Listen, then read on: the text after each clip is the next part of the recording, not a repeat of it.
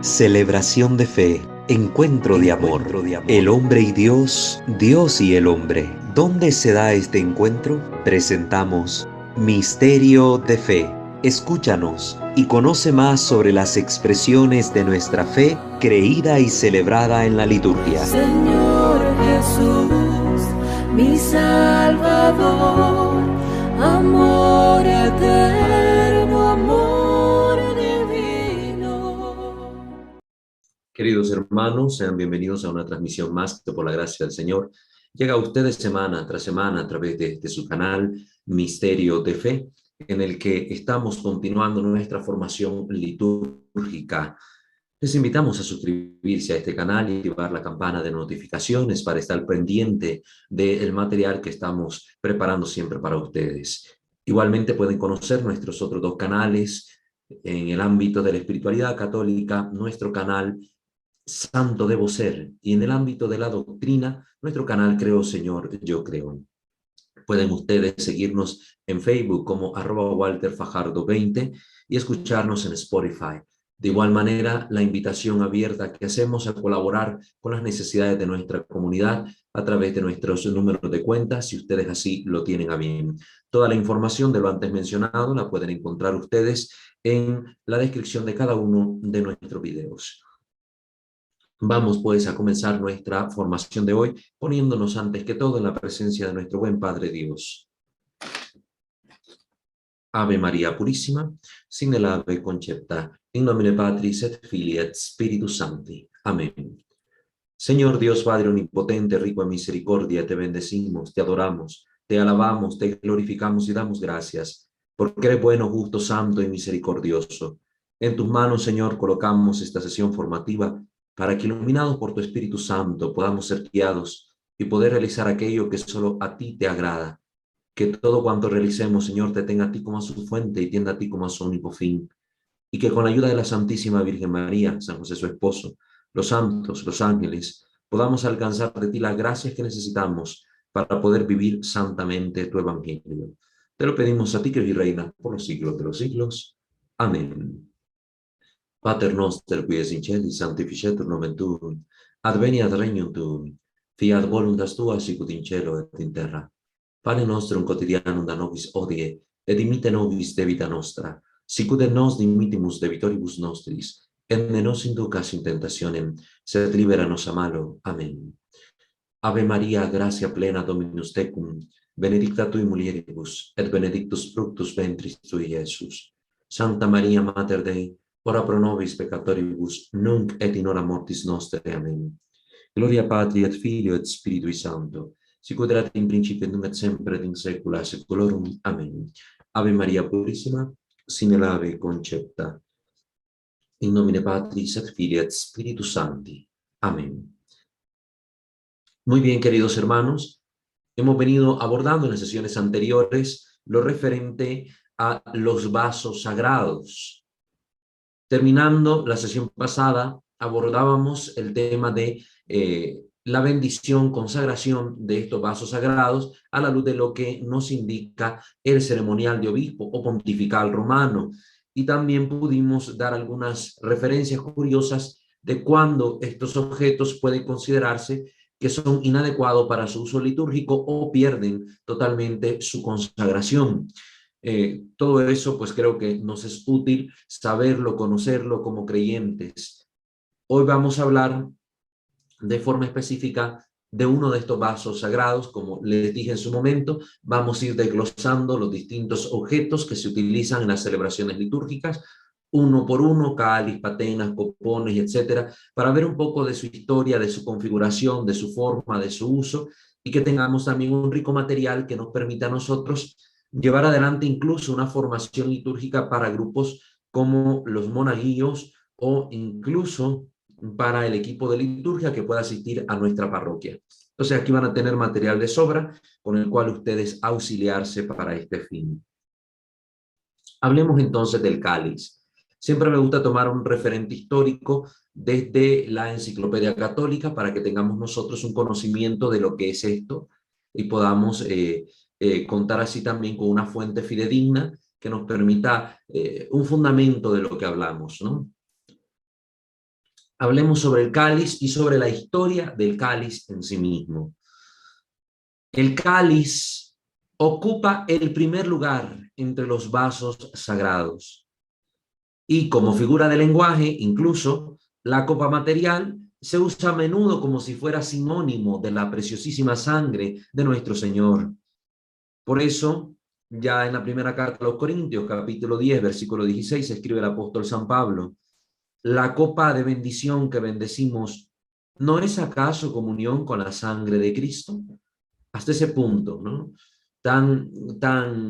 Así es dentro de nuestra fe, que incluso en el lenguaje se nos vuelve común poder expresar la sangre de nuestro Señor, poder expresar en el lenguaje esta preciosísima sangre con el símil de la copa. La copa es lo más sagrado que encontramos entre los vasos sagrados utilizados en la liturgia, la copa y la patena. No se ha conservado ninguna tradición fiable en relación con el vaso usado por Cristo en la última cena. Esto es de lo primero que tenemos que tener claro, la primera noción que debemos mantener en nuestro pensamiento.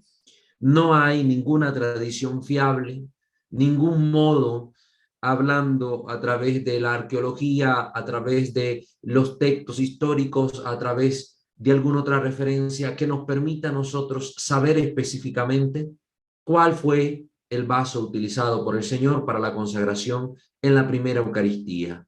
No lo sabemos. De qué forma era, cuál era su material.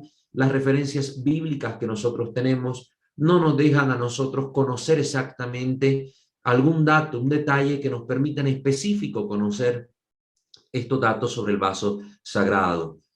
Por ello, en el arte cristiano vamos a encontrar una representación pictórica abundante del cáliz en distintas formas y materiales. Lo importante es que se consagró la sangre del Señor en un objeto que pudo ser preciosísimo o no preciosísimo en cuanto a su material, no lo sabemos. Solo recordemos que Jesús realizó la última cena en la segunda planta de una casa, posiblemente de familia rica, y ahí pues prepararían convenientemente una cena tan importante como la de Pascua para los judíos, con aquellos materiales, con aquellos vasos más adecuados y apropiados para un acontecimiento de tal magnitud, no solo porque fuera la primera Eucaristía, sino porque en el contexto pascual de los judíos era una cena sumamente relevante, y siendo familia rica, pues posiblemente los objetos utilizados para la comida, para la cena, fueran de un material adecuado. En los siglos VI y VII se les hizo creer a los peregrinos que asistían a Jerusalén que el cáliz auténtico se veneraba aún en la iglesia del Santo Sepulcro. Estamos hablando de los primeros 500 años de la historia de la iglesia. Y en este templo, que aún se conserva hasta nuestros días, la iglesia del Santo Sepulcro, de los peregrinos que llegaban ahí, veneraban un vaso sagrado, creyendo que este vaso era el mismo que Cristo utilizó 500 años atrás para la primera Eucaristía. Y que este vaso tenía incluso en su interior la esponja que se le presentó a nuestro Señor en el Calvario, aquella esponja empapada en vinagre que le dieron a beber, recordarán ustedes. Curiosamente, mientras que San Antonino de Piacenza, allá del siglo III más o menos, se refiere a él como hecho de ónix, de este material, ¿no? San Adamnan, menos de un siglo más tarde, lo describe como una copa de plata en la que cabía la medida de un sextario gálico y con dos asas opuestas. Es decir, que ya incluso en los primeros siglos, cuando se está hablando del famoso cáliz, del vaso que se veneraba en el Santo Sepulcro, son contradictorios los testimonios que hallamos. Es decir, hay una gran divergencia entre las formas y los materiales. En un periodo muy posterior, otras dos copas han sido veneradas como el cáliz de la última cena. Entonces ya vemos la copa del Santo Sepulcro y ahora otras dos copas que también quieren atribuirse ser el vaso sacro de la última cena. Una de estas copas, la primera, es conocida como el Sacro Catino de Génova. Es más bien un plato que una copa y está hecho de vidrio verde, aunque por mucho tiempo se supuso que era una esmeralda de 14,5 pulgadas de diámetro y de un valor inestimable. Ahora se encuentra en el Museo del Tesoro de la Catedral de San Lorenzo. Entonces ahí tenemos otro vaso que estaba disputando ser este santo grial, como se le llama en la literatura, ¿verdad?, en las leyendas, al vaso con el que Cristo consagró la sangre en la última cena. El otro, muy famoso, se encuentra en Valencia, España, y es una copa de ágata, una copa que incluso su santidad el Papa Juan Pablo II utilizó en una ocasión cuando celebró pues una de sus tantas misas en esa tierra española.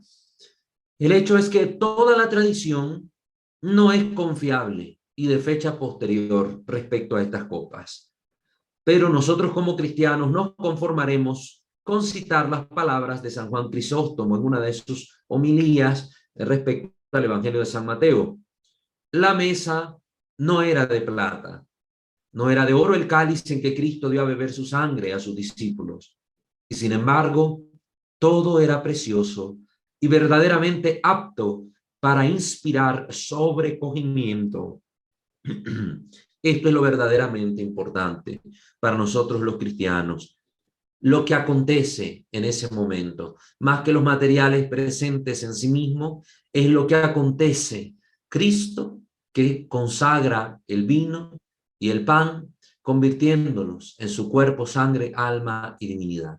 Entonces, aunque desconozcamos realmente los materiales de aquellos primeros vasos sagrados, sí podemos saber que por el acontecimiento todo inspiraba este sobrecogimiento, como ha dicho San Juan Crisóstomo. Entonces, primero que hay que reportar respecto a la historia. No hay una certeza del material y la forma que tenía el primer cáliz. En la medida en que es posible recoger fragmentos de información sobre los cálices en uso entre los primeros cristianos, la evidencia parece favorecer la prevalencia de vidrio, aunque también se usaban copas de metales preciosos y de inferiores, copas de marfil, de madera e incluso de arcilla. Entonces, la poca información que se ha ido recolectando nos permite conocer que había múltiples materiales que se utilizaban entre los primeros cristianos para confeccionar los cálices, especialmente de vidrio en un inicio. Un pasaje de San Irineo, posiblemente en contra de los herejes, que describe un pretendido milagro obrado por Marco el Gnóstico, así se le llamó a un teólogo heterodoxo cristiano del siglo II, quien virtió vino blanco en su copa y luego, después de la oración, mostró que el contenido era rojo, casi supone necesariamente un vaso de vidrio. Casi supone, ¿verdad? Porque es más fácil contemplar el supuesto milagro de esa transformación, pues si el recipiente es de cristal. Aunque, como dice aquí, casi supone, porque bien pudo verter vino blanco, lo vio la gente, luego hizo la supuesta oración y el supuesto milagro y mostró que el vino se había vuelto rojo. Entonces, por eso aquí se dice casi supuestamente, pues atisba a decir que eran vasos de cristal. Y las patenas también posiblemente fueran de vidrio, como las mencionadas en el Liber Pontificalis, en el libro pontifical, ¿verdad?, de el pontificado de Seferino, allá en el año 202 al 219, así como ciertos pasajes de Tertuliano, que es un padre de la iglesia que vivió ahí entre finales del siglo II, inicios del tercero, y de San Jerónimo, otro padre de la iglesia, finales del siglo IV a inicios del siglo V. Estos escritos favorecen del todo la misma conclusión, que tanto patenas como cálices, mayormente eran de vidrio. Sin embargo, la tendencia a utilizar preferentemente los metales preciosos se desarrolló temprano. Esto también tiene que ver con el acrecentamiento en cuanto a la conciencia de lo que se celebraba en el santo sacrificio. De una simple cena llamada fracción del pan en los Hechos de los Apóstoles, la comunidad fue desarrollando una conciencia de la presencia auténtica, real, de nuestro Señor Jesucristo en las especies eucarísticas, lo que devino en una forma más reverente de comulgar, en una adoración tributada dentro de la cena y en la utilización tanto de vasos sagrados adecuados y dignos como de ornamentación adecuada para la celebración de tan alto misterio. Repito, entre mayor conciencia hay de lo que se celebra y de lo que se hace, mayor dignidad, reverencia, cuidado, detalle y amor se pone en la celebración de la Eucaristía y los elementos que se utilizan para esta celebración. San Agustín, por ejemplo, habla de 2 cálices de plata y 6 de oro, desenterrados en Cirta, también un padre de la iglesia de los primeros siglos. San Juan Crisóstomo habla de un cáliz de oro engastado con piedras preciosas. Ambos son padres siglo IV, siglo V de la iglesia, y ya vemos que ellos están hablando de encuentros, de cálices que fueron desenterrados, que fueron utilizados tiempo atrás a la existencia de estos mismos padres. Entonces, ¿qué quiere decir? Que, como ha afirmado aquí en la Enciclopedia Católica, ya desde los primeros siglos, desde los primeros años, la Iglesia, reconociendo la dignidad de las especies eucarísticas, empieza a utilizar vasos sagrados de metales preciosos para la celebración del misterio de la presencia de nuestro Señor en el pan y en el vino.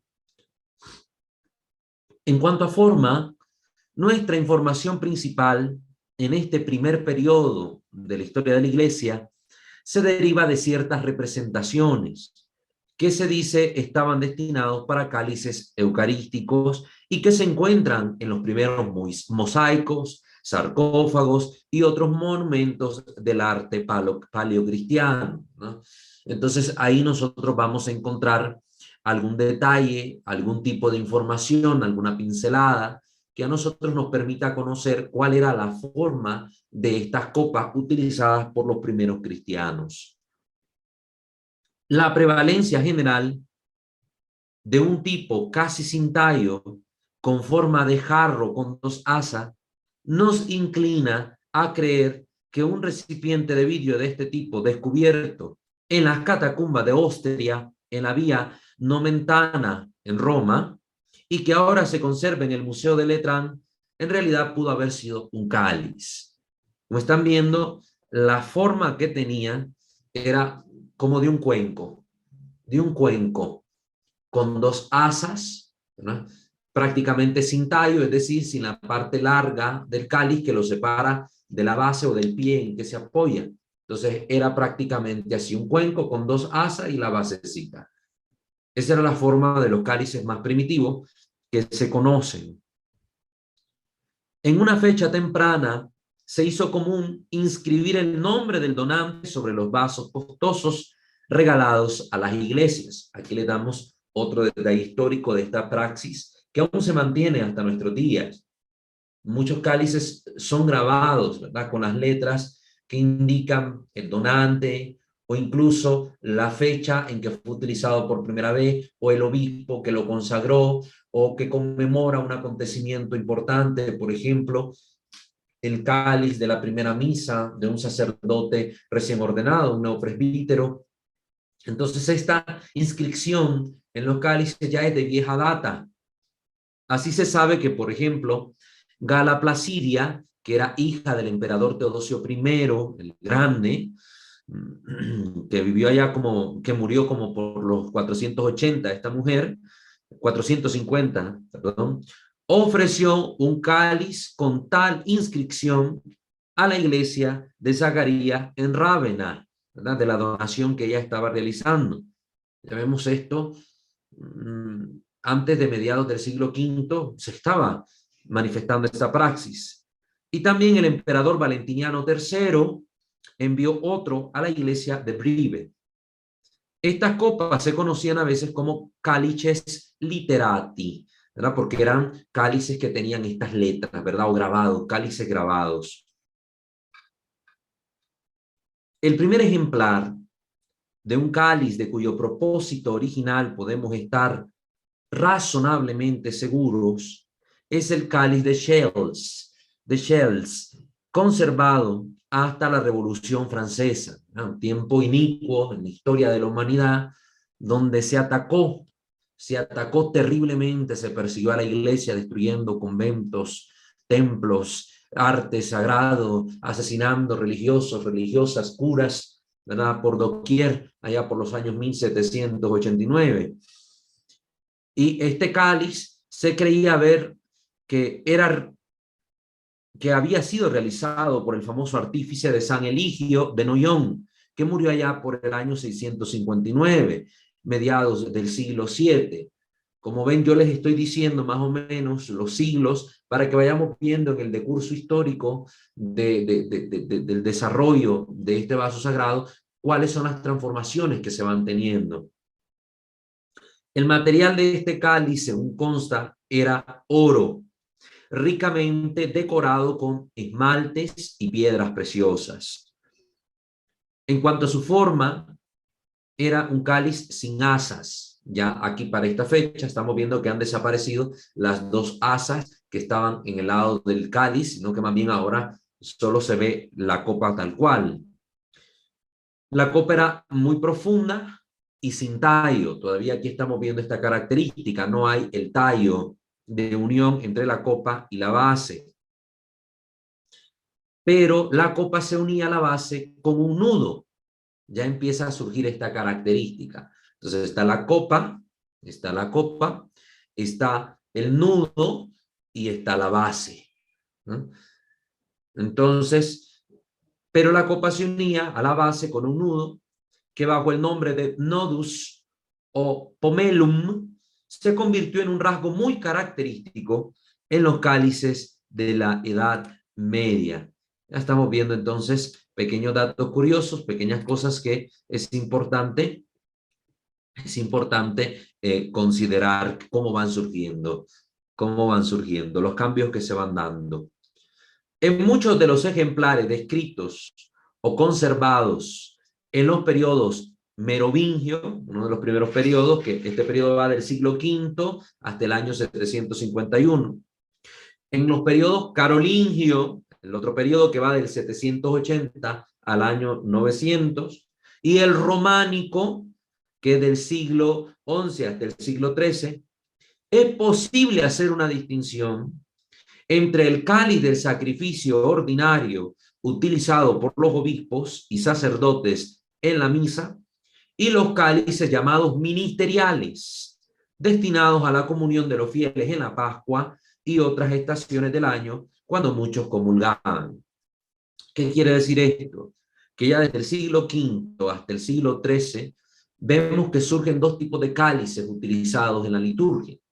Recuerden que hubo una praxis que ya hemos mencionado en otros videos, donde cae en desuso la comunión bajo las dos especies entre las comunidades cristianas, siendo así que por lo general quien comulgaba bajo las dos especies era únicamente el sacerdote.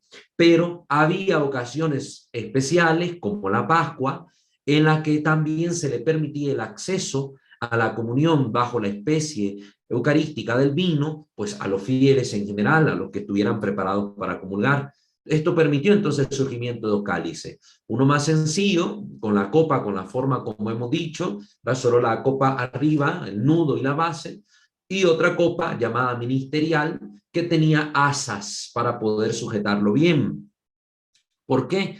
Porque estos cálices ministeriales son de un tamaño considerable, es decir, eran más grandes, y a menudo, aunque no siempre, tienen asas, lo cual es fácil de entender porque habría ofrecido mayor seguridad contra accidentes cuando el vaso sagrado se llevaba a los labios de cada comulgante por turno, es decir, cada uno pasaba a beber de la copa.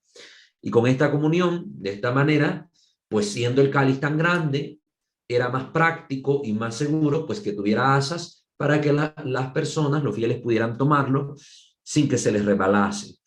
Este tipo de cálices así grandes nos recuerda a lo que vimos, por ejemplo, en la conferencia que tuvimos con el padre Christopher Nersesyan, el ortodoxo, el monje ortodoxo, que nos mostró en las imágenes los cálices utilizados en la iglesia ortodoxa, que también son utilizados en las diversas iglesias orientales y que tienen este tamaño prominente.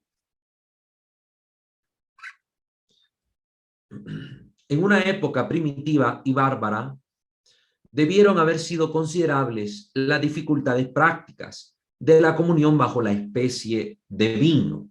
Y no es de extrañar que a partir del periodo carolingio se adoptase el dispositivo de la utilización de un tubo o caña. Recuerden que sobre todo el común de los pueblos, de la gente, de los fieles, pues no tenían copas y vasos refinados en sus casas. Eran vasos y utensilios rudimentarios para tomar sus alimentos. Muchos comían con la mano, por eso se dice que en una época así bárbara, pues el hecho de que manipulasen cálices se miraba complicado.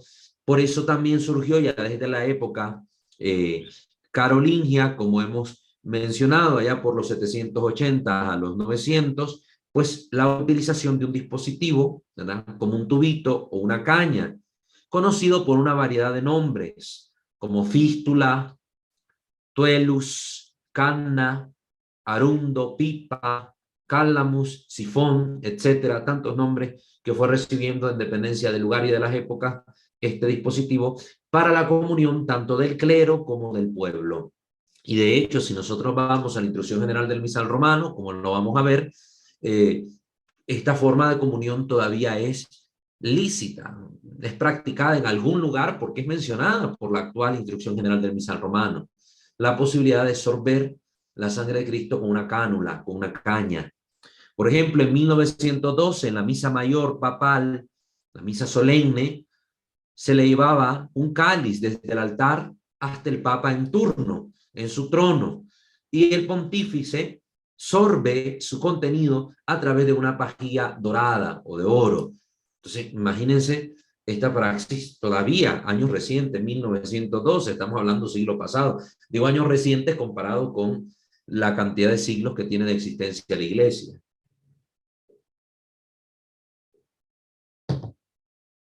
Miremos algo más sobre los cálices ahí en la época de la Edad Media, para que vayamos viendo toda esta transformación que tuvieron.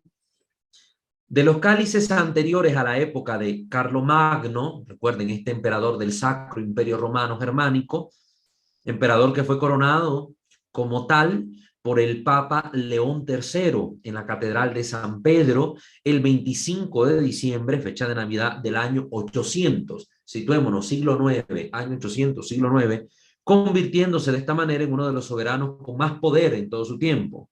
Entonces, de los cálices anteriores a la época de Carlomagno, los ejemplares existentes son tan escasos y tan dudosos que casi es imposible la generalización de cualquier tipo sobre los cálices. Además del cáliz de Chelles, que ya hemos mencionado, este cáliz destruido en tiempos de la Revolución Francesa, solo dos de estos todavía conservados se pueden referir confiadamente a una fecha anterior al año 800. El más notable de ellos es el cáliz de Tassilo, que lleva la inscripción Tassilo du Fortis Luitpirc Virga. Permítanme. Luitpirc Virga Regalis. Esta hermosa pieza de orfebrería exhibe una copa en forma de huevo, unida por un nudo a una base cónica pequeña. En carácter de la ornamentación, muestra claramente el predominio de las influencias irlandesas, aunque no sea en realidad del trabajo de un artesano de Irlanda. Entonces, si se están fijando, aquí ya empieza a surgir algo. Una base del cáliz más pronunciada, ahora es una base cónica, lo que va dándole altura a la copa. Ya se va levantando un poquito más, ya se va realzando un poco más. Eso es una característica que estamos viendo. Más sencillo en el diseño, pero muy similar en la forma, es el cáliz que se dice perteneció a San Ledber o Lucberdo, allá por el año 745 al 809. Su carácter eucarístico se demostró sin lugar a dudas por la inscripción que lleva Ex Calix Sanguinis Domini Nostri Jesu Christi, ¿verdad? Este cáliz, el cáliz de la sangre de nuestro Señor Jesucristo. Estamos viendo estos cálices que todavía se sabe algo de ellos, se conserva algo de ellos y que van teniendo su forma cada uno. Del periodo siguiente, con mucho, el ejemplo más notable conservado es el de la magnífica reliquia del arte irlandés conocida como el cáliz de Ardagh, por el lugar cerca del cual fue descubierto accidentalmente en 1868. Es decir, el cáliz no es de este año, pero se descubrió en ese año, en el siglo XIX. Se trata de un cáliz ministerial, el cual tiene dos asas. Sabemos que es ministerial por su tamaño, por su forma, por lo que ya hemos mencionado. Mide 7 pulgadas de altura. No es un cáliz muy grande, alrededor de 20 centímetros casi. Pero tanto como 9,5 pulgadas de diámetro. Es decir, no tan alto, pero bastante ancho. Y que es capaz el recipiente de contener casi 3 litros de líquido. 3 litros de líquido. El material es plata aleada con cobre, pero en su maravillosa ornamentación, que consiste mayormente de patrones entrelazados y ricos esmaltes, se ha usado oro y otros metales. Una inscripción en caracteres antiguos muy interesantes simplemente da los nombres de los 12 apóstoles. Una lista, por supuesto, altamente sugestiva de la última cena. Como ustedes se están fijando, pues el cáliz descubierto tiene las connotaciones eucarísticas propias que permiten saber que era utilizado para el culto religioso. La fecha asignada a este cáliz por conjeturas, a partir de las letras de la inscripción que tiene grabada, es alrededor del siglo IX, siglo X. Entonces ya estamos viendo que hay una datación de estos distintos cálices del siglo IX, ahora cálices del siglo X, donde vamos viendo esta evolución en su forma y en los materiales utilizados. Pero en cualquier caso, la ampliación de la copa y la base firme y amplia indican un desarrollo que es notable en casi todos los cálices de la época románica, esta época del siglo XI al XIII. Entonces ya para esta época, ya los cálices van teniendo poco a poco la forma que tienen los cálices en la actualidad. Ahora cálices más altos, con un nudo propio, con una copa ancha y que permiten pues la comunión tanto del clero como de los fieles. El cáliz conocido como de San Coslin, obispo de Toul, allá por el año 922 al 62, aún se conserva en la catedral de Nancy.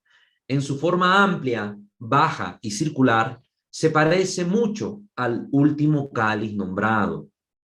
Otro hermosísimo cáliz ministerial con asas, pero de fechas posteriores, posiblemente siglo XII, siglo XIII, es el de la abadía de Wilten, en el Tirol. Cabe añadir que aunque estas tazas de mango doble, de metal precioso, eran sin duda destinadas principalmente a la comunión de las personas. También en las grandes ocasiones el celebrante las utilizaba en el santo sacrificio, como para resaltar más la celebración eucarística que se estaba realizando en las grandes solemnidades.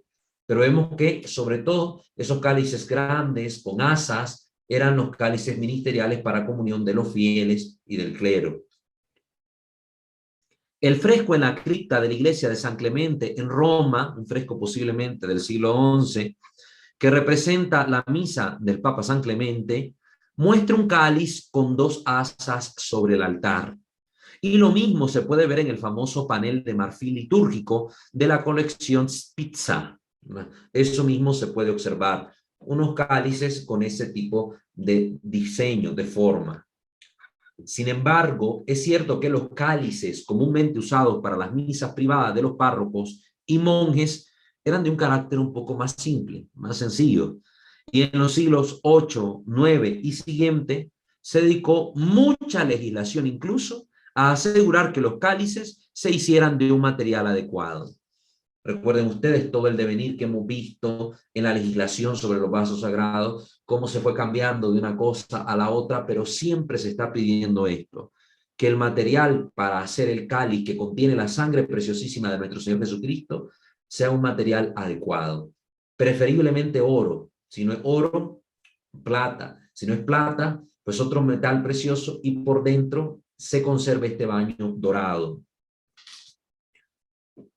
A partir de una observación atribuida a San Bonifacio del año 740, que en los primeros tiempos de la iglesia los sacerdotes eran de oro y los cálices de madera, pero que ahora los cálices son de oro y los sacerdotes de madera, se pueden inferir que habría favorecido la sencillez en los muebles del altar.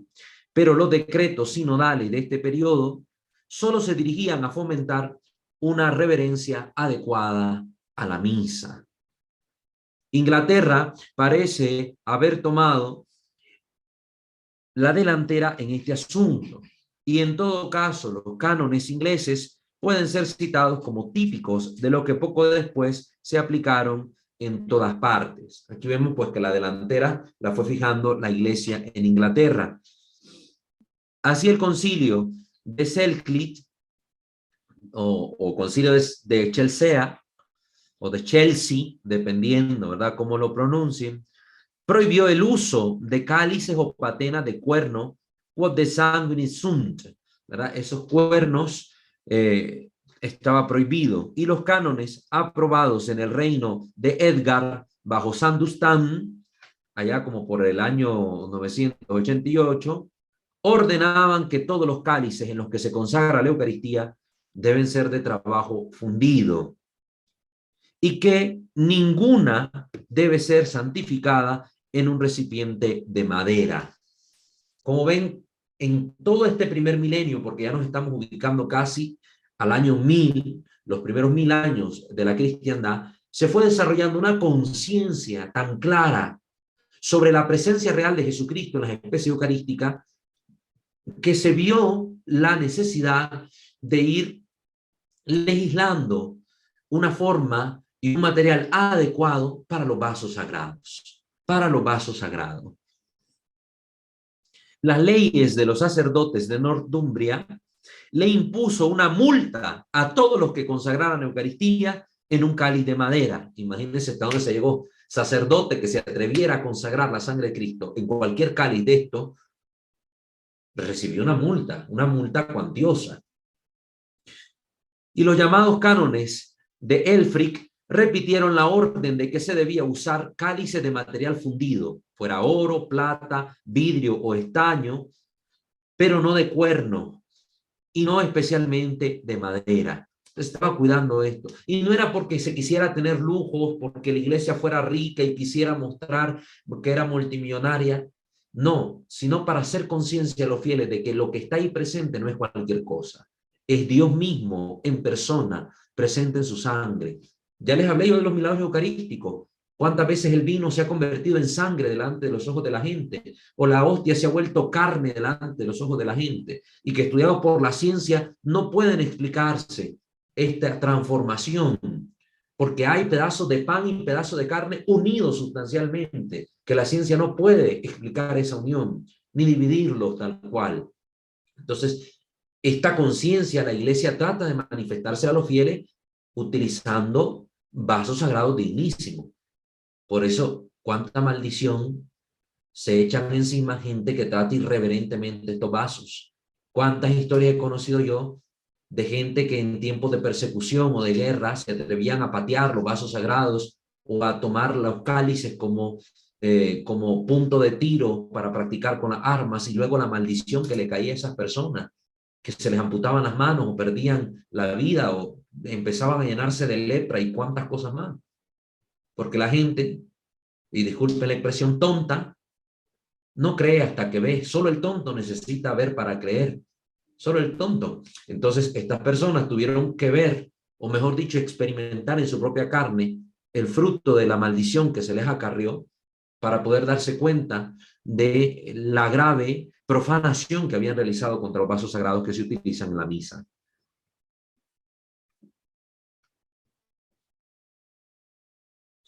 Se rechazaba el cuerno en estas legislaciones que hemos mencionado, ya que la sangre había entrado en su composición. Recuerden que el cuerno también entra en contacto con la sangre del animal y por ello, para evitar esta contaminación que posiblemente respondía más a una mentalidad propia de la época que a la realidad, pero era la razón por la que se prohibía el uso de cuerno de este material para elaboración de cálices, por el contacto con la sangre del animal que habían tenido. Y como el cáliz iba a estar en contacto con la sangre de Cristo, pues no era digno mezclar una cosa con la otra.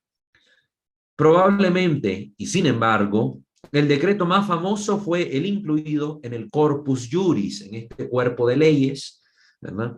Que el cáliz del Señor, junto con la patena, si no de oro, deben ser hechos totalmente de plata, cuando mínimo, en esa legislación. Sin embargo, si alguien es tan pobre que al menos tenga un cáliz que sea de estaño, lo que se pedía, un metal menos precioso. El cáliz no debe ser de latón o de cobre, ya que estos generan óxido que provoca náuseas, ¿verdad? Al consumir la sangre de Cristo. Y que nadie se atreva a celebrar la misa con un cáliz de madera o de cristal. Se vuelve a exigir esto. Como ven, la ley cambió de un uso común de los cristales, se pasa luego, ya desde épocas muy tempranas, como lo vimos, al uso de metales preciosos, hasta llegar a la prohibición total del uso del cristal para los vasos sagrados, cosa que se mantiene hoy en día y que es inapropiado consagrar la sangre de Cristo en una copa de vidrio. Este decreto se atribuye tradicionalmente a cierto concilio de Reims, pero no ha sido posible identificar a cuál, por lo que no podemos dar una fecha exacta sobre este punto. Ya desde el siglo XI en adelante, ya entramos, ¿verdad? Desde el siglo X, XI en adelante, ya estamos entrando en la segunda parte, en el segundo milenio de la historia de la Iglesia. Sobreviven suficientes cálices y representaciones de cálices que nos permiten sacar conclusiones respecto a la evolución de su forma. Un nudo redondo, un tallo corto, base firme y amplia, y la copa amplia, más bien llana, con características del periodo temprano. Es decir, que ya las copas para el siglo XI van teniendo la forma que tienen nuestros cálices en la actualidad. Es decir, tenemos más de 1000 años celebrando con cálices de este tipo. En cuanto a su forma, uno de los ejemplos existentes más ricos es el cáliz conocido como el de San Remigio. El cáliz de San Remigio es notable por la inscripción maldiciente grabada en su base. Miren qué curioso, este cáliz tiene una inscripción de maldición en su base. Dice: quicunque un calicem invadieverit vel ab ac ecclesia remensi aliquo modo alienaverit anatema side, fiat amén. Cualquiera que se atreva a tocar o a tomar ese cáliz, a sustraerlo de la iglesia de Remini o de Remensi, va a caer bajo maldición. Que así sea, amén. Está inscrito en el cáliz. En el siglo XIII, mientras que la copa del cáliz común sigue siendo amplia y más baja, y la base y el nudo son de forma circular, encontramos un cierto desarrollo del tallo, ya para el siglo XIII.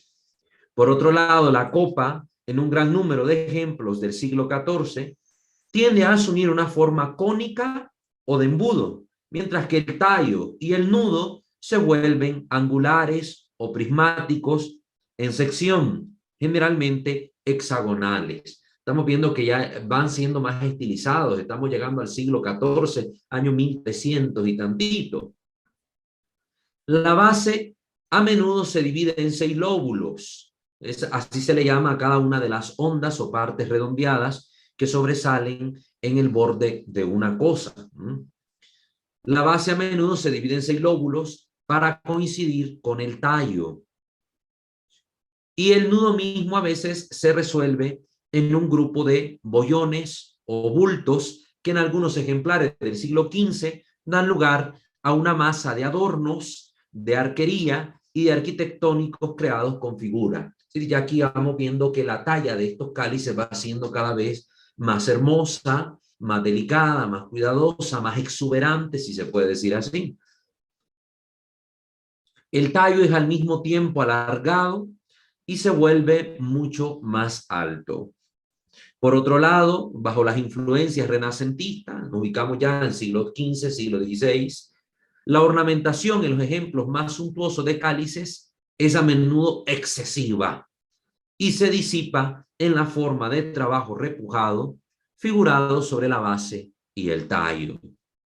La copa casi siempre asume una forma de tulipán, ¿no? Esta forma hermosa de tulipán, que continúa durante los siglos XVII y XVIII, mientras que la altura del cáliz aumenta en gran medida. Vamos a ver que surgen cálices muchísimo más grandes, más amplios, más hermosos, que puedan ser vistos por las grandes masas de gente que asistía a la iglesia desde larga distancia.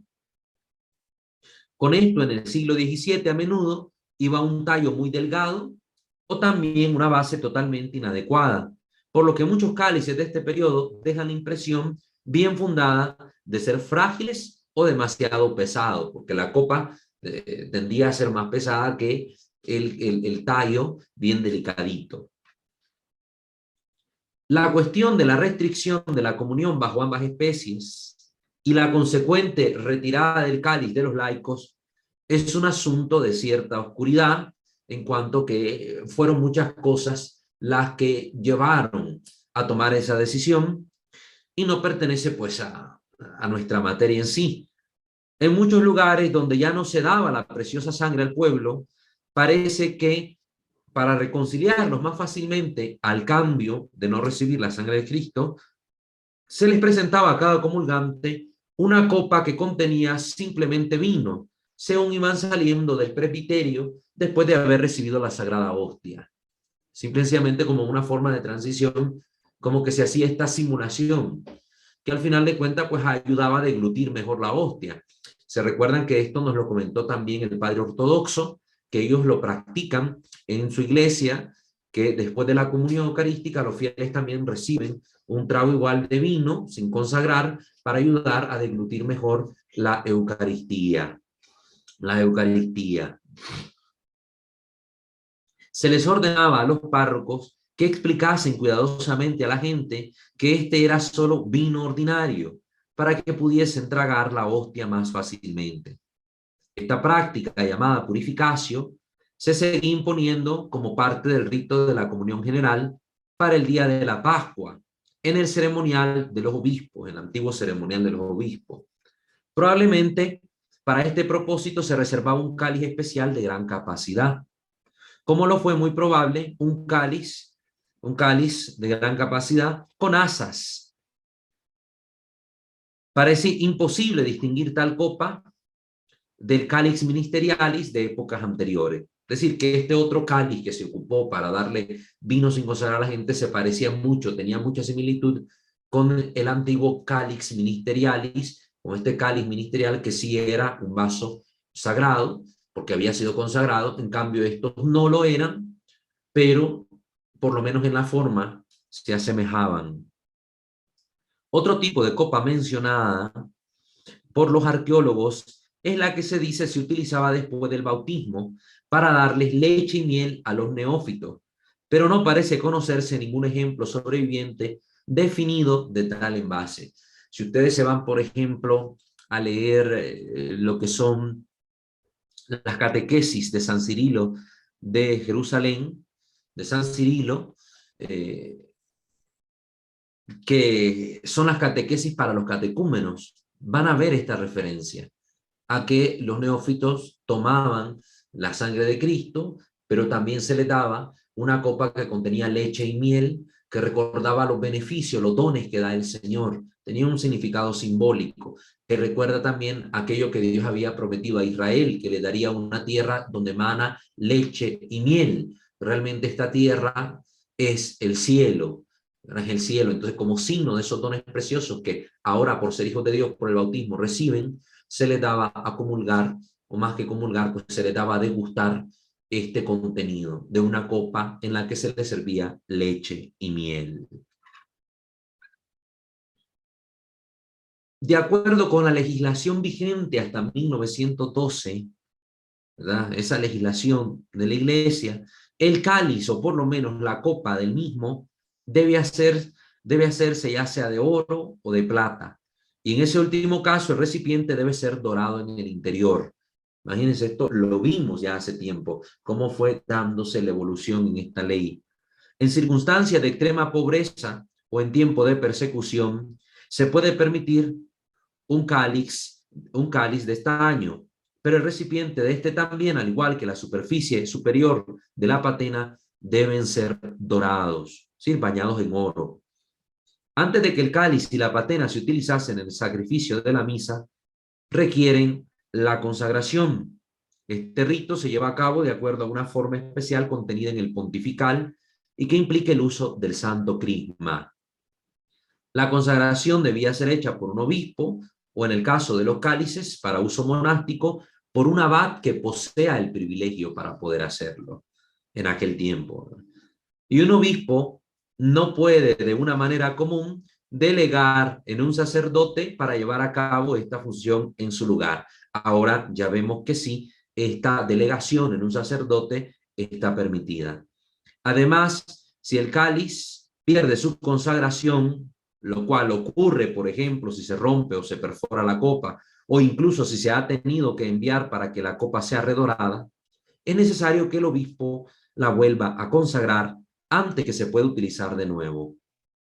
En rigor, solo a los sacerdotes y a los diáconos se les permite tocar el cáliz o la patena, pero a menudo se les concede licencia a los sacristanes y a aquellos designados oficialmente para hacerse cargo de las vestimentas y los vasos sagrados, cosas que ya hemos comentado. ¿Qué podemos decir, por tanto, después de haber oído toda este devenir histórico de la evolución en la forma, en el material de los cálices? Bueno, que el cáliz es la copa en la que se echan el vino y el agua del sacrificio eucarístico. Deben ser de oro o de plata con doradura en el interior, o puede ser la copa de plata con doradura en el interior, en cuyo caso la base y el tallo pueden ser de cualquier metal, siempre que sea sólido, limpio y adecuado.